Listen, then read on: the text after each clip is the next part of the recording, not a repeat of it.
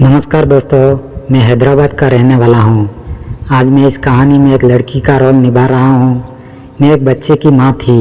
मैं दिखने में बहुत सुंदर थी।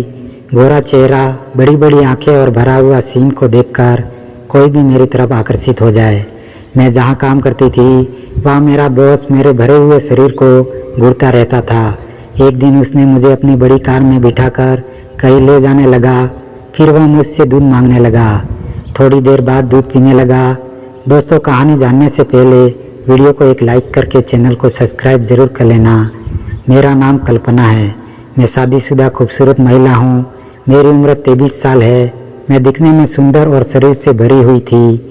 मेरा एक बच्चा भी था, अभी केवल 5 माह का था। शादी के कुछ महीनों के बाद मेरे पति को शराब की लत लग गई। घर में सिर्फ 2 वक्त का खाना बनाने के लिए भी पैसे नहीं देता था। अब धीरे धीरे वह नशे की लत में डूबता चला गया। नशे की लत के कारण उसने अपनी नौकरी खो दी। फिर जब मैं घर को चलाने के लिए घर घर काम करने लगी थी, लेकिन एक दिन मेरे पति ने अपनी सीमा लांघ दी और पैसे के लिए अपने जन्मे बच्चे को बेचने वाला था। मैं अपने बच्चे को मुझसे छोड़कर जाते हुए नहीं देख सकती थी। उस समय मैंने अपने पति का घर छोड़ने का फैसला कर लिया। फिर मैं अपने बच्चे के साथ वह घर छोड़ दी। मैं अपने मायके नहीं जा सकती थी क्योंकि मैंने अपने मायके के लोगों की इच्छा के विरुद्ध जाकर शादी की थी। मैंने ससुराल वालों ने मुझसे सारे रिश्ते तोड़ दिया था। मैं उनके लिए अब मर चुकी थी। मैं एक बच्चे के साथ भगवान की कृपा से मुझे अपने सर पर छत के लिए ज़्यादा इधर उधर भटकना नहीं पड़ा, क्योंकि मेरे एक दोस्त ने मेरी मदद की। उसने मुझे कुछ पैसे उधार दिए और उसने अपने घर में मुझे जगह दी। मैं ज़्यादा कुछ नहीं जानती थी, इसलिए मेरे लिए किसी अच्छी बड़ी कंपनी में नौकरी मिल पाना असंभव था। लगातार 2 दिनों तक मैं अपने बच्चे को लेकर नौकरी की तलाश में भटक रही थी। मेरे बच्चे को देखकर कोई भी मुझे नौकरी देने को तैयार नहीं था। एक दिन मैंने अपने बच्चे को कुछ समय के लिए अपने दोस्त के पास छोड़ दिया और काम की तलाश में जुट गई। एक दिन मैं होटल में गई तो इंटरव्यू के बाद मुझे एक बड़े 5 स्टार होटल में नौकरी मिल गई। मैंने वहाँ किसी को नहीं बताया कि मैं एक बच्चे की माँ हूँ। मेरी सैलरी 18,000 तय हुई। मैंने अगले दिन से ही काम पर जाना शुरू कर दिया। कुछ दिन के लिए अपने बच्चे को हैदराबाद में अपने दोस्त के पास छोड़ दी थी, लेकिन उसने अब उसकी देखभाल करने से साफ साफ इनकार कर दिया। फिर मैं छुपाकर अपने बच्चे को काम पर ले जाने लगी। फिर मैं उसे स्टोर रूम में सुलाने के बाद अपने काम पर जाती थी, इसलिए मेरे कपड़े दूध से भरे रहते थे। इतना करीब होने के बावजूद मैं अपने बच्चे को जब चाहे दूध पिलाने नहीं जा पाती थी। एक दिन मेरे बॉस ने मुझे अपने केबिन में बुलाया। उसने मुझे होटल में एक कमरे का नंबर बताया और कहा कि उस कमरे में एक मेहमान आपका इंतज़ार कर रहा है। इसके विपरीत बॉस ने मुझे और कुछ नहीं बताया। जब मैं उस कमरे में गई तो मैंने देखा कि एक बॉडी बिल्डर बेड पर बैठा है। उसने मुझे अंदर बुलाया और दरवाज़ा बंद करने को कहा। दरवाज़ा बंद होते ही उसने अपना ऑर्डर मेरे सामने रख दिया।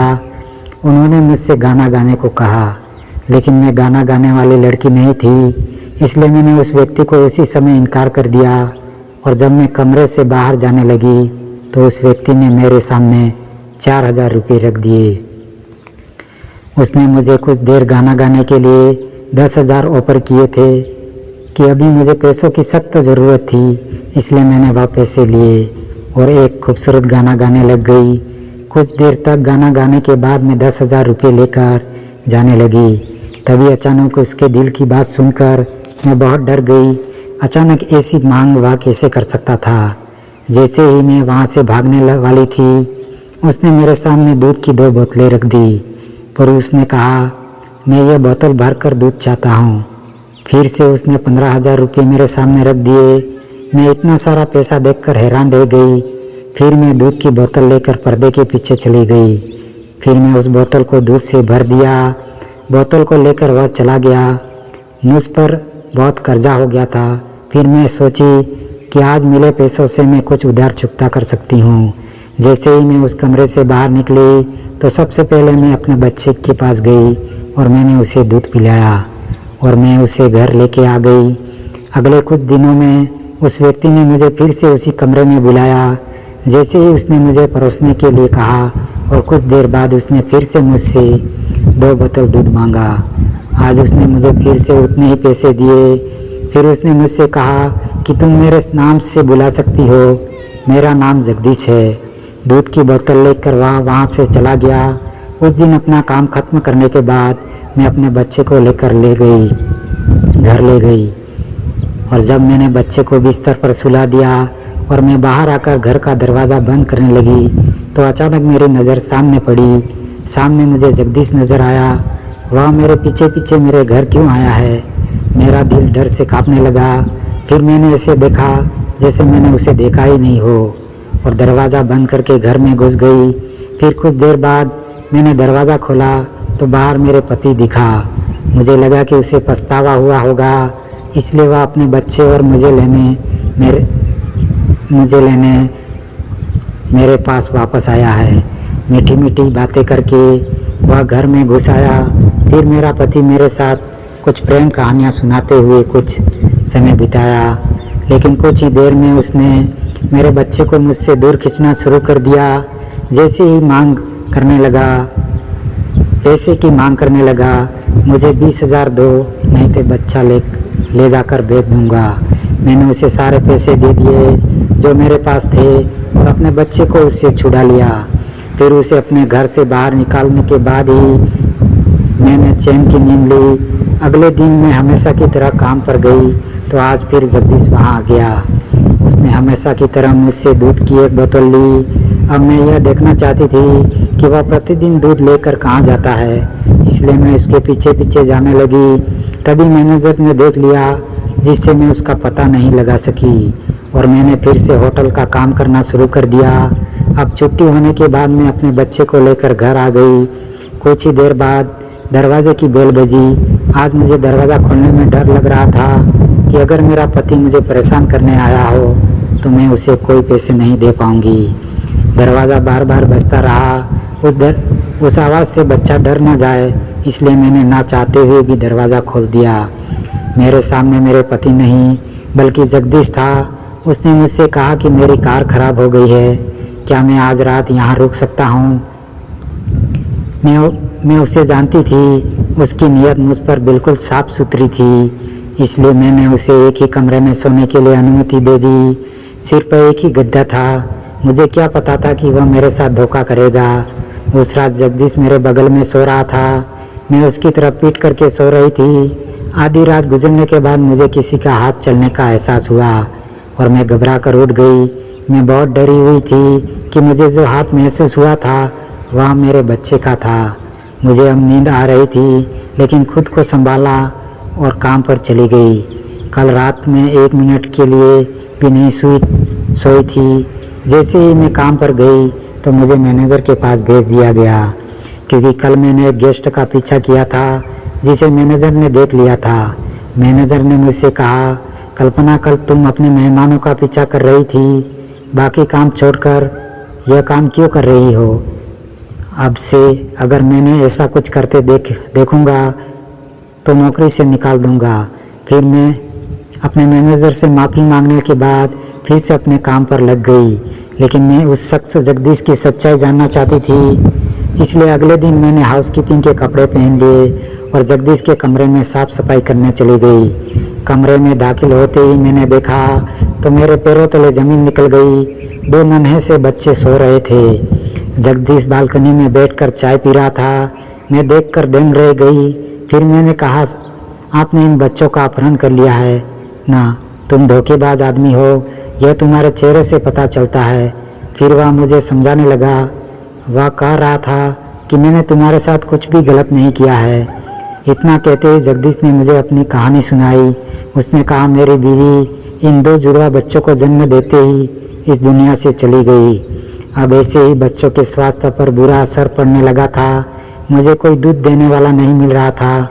आप जिस होटल में काम कर रही है वह मेरा ही होटल है। जब आप उस दिन यहाँ काम मांगने आई तो हमारे एक कर्मचारी से मुझे पता चला कि आप एक बच्चे की माँ है। फिर मैंने तुम्हें काम पर रखा। मैंने तुम्हें काम करते समय तुम्हारे कपड़ों में दूध लगा हुआ देखा था। मुझे लगा कि शायद तुम दूध देने से मना कर दोगी, इसलिए मैंने तुम्हारे साथ कठोरता से व्यवहार किया और मैंने तुम्हें पैसों का लालच दिया। आपको भी पैसे की ज़रूरत थी, इसलिए मेरा काम और भी आसान हो गया। जैसे ही मैं तुम्हारे पास कुछ पैसे रखता था, मुझे अपनी बेटियों के लिए दूध मिल जाता था, लेकिन मुझे रात में अपने बच्चों को दूध पिलाने के लिए समस्या हो रही थी। लेकिन तुमने मुझे अपने घर का पता इतनी आसानी से नहीं लगने दिया, इसलिए मैं तुम्हारे पीछे तुम्हारे घर तक चला कि आधी रात को तुम्हारा पति तुम्हें किस तरह परेशान कर रहा था। अगले दिन मैं आपके पति को फिर आपके घर आते देखा था। मैंने उसे वहाँ अच्छा सबक सिखाया और वहाँ से भगा दिया। मैं उस रात तुम्हारे घर पर इसलिए रुका था कि तुम्हारा पति तुम्हें परेशान करने ना आए। बहुत बहुत धन्यवाद कल्पना। तुम्हारी वजह से मेरी बेटियों का स्वास्थ्य अच्छा है।